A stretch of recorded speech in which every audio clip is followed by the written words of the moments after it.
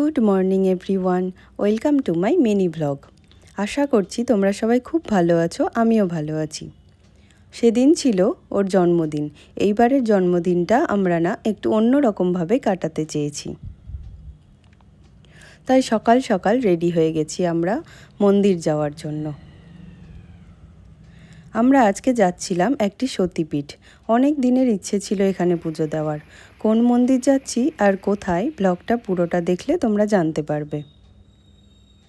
আমাদের সাথে এত ব্যাগ দেখে তোমরা ভাবছো তো যে এত ব্যাগপত্র বেঁধে আবার কারা মন্দির যায়।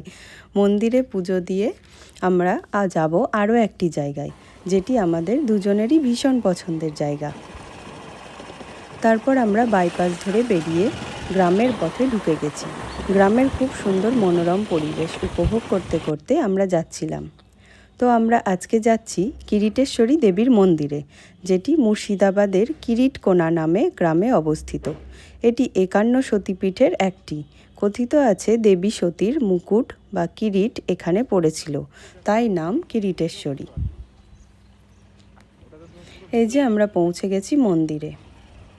আমরা ভিড় হবে বলে অনেক সকাল সকালেই বেরিয়েছিলাম, তো ভিড়টা আমরা পাইনি, খুব সুন্দরভাবে পুজো দিতে পেরেছি।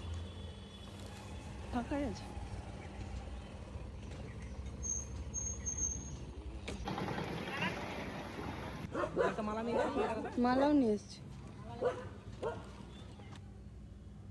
চলো তোমরাও মায়ের দর্শন করবে এসো। মায়ের মুখ দেখে তো আমি মুগ্ধ হয়ে গেছি। আমি প্রথম এই মায়ের মুখ দর্শন করলাম।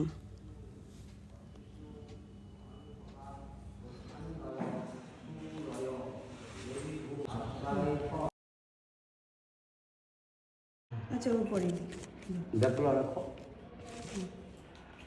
দুজন ছাড়া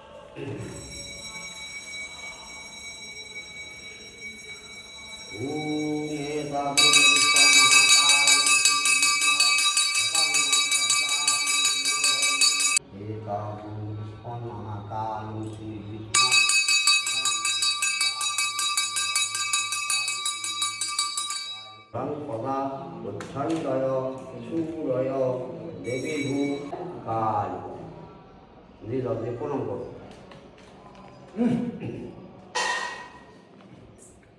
প্রণাম জয়